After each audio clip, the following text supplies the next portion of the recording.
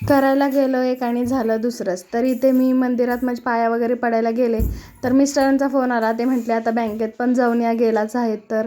तर मग बँकेत जावं म्हटलं. बँकेत थोडंसं काम होतं, KYC करायचं होतं, त्याच्यामुळं चालले होते.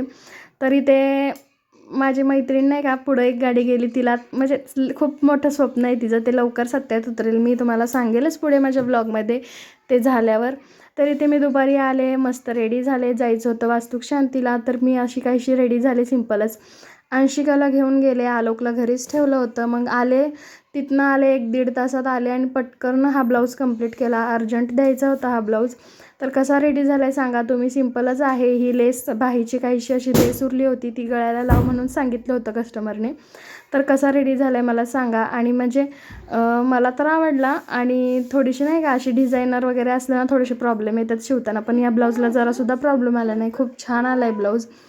तर ब्लाऊज वगैरे शिवलं आणि म्हटलं आता जे काही पहिल्याचे ब्लाऊज आहेत त्याला हुक वगैरे लावायचे होते. तर हे पिल्लू आलतं आणि हे बघा ग्राउंडवरनं येऊन इतकी दमती ना काय